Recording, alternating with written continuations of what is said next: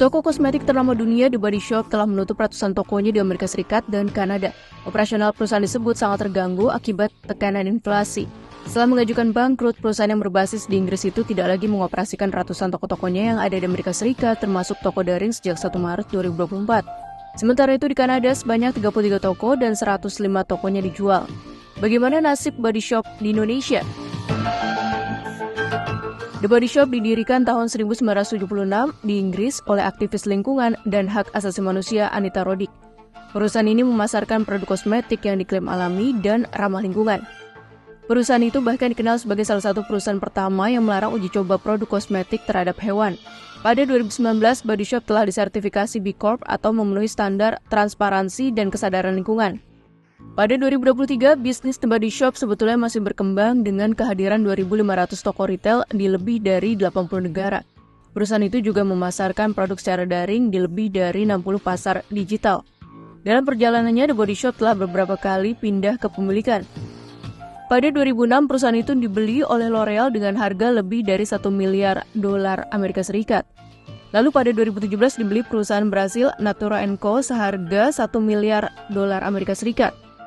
Selanjutnya pada akhir tahun lalu The Body Shop dijual oleh Natura ke perusahaan manajemen aset Aurelius seharga $266 juta Amerika Serikat setelah laporan keuangannya mencatat penurunan bisnis 13,5% secara tahunan pada 2022.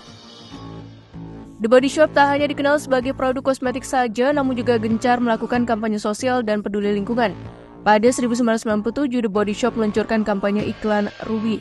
Melalui boneka ini, Body Shop menantang stereotip kecantikan dan menginspirasi ke seluruh dunia tentang citra tubuh dan harga diri. Di sebagian besar perusahaan kosmetik, model kurus digunakan untuk menjadi bagian dari iklan mereka karena secara stereotip dianggap sebagai kecantikan sejati. Tetapi The Body Shop menentangnya dan ingin mengubah pola pikir wanita bahwa kecantikan sejati ada pada setiap wanita. Selama tahun 1986, The Body Shop telah meluncurkan kampanye jendela pertamanya bernama Save the Whale, yang bertujuan untuk melarang perburuan paus untuk selamanya.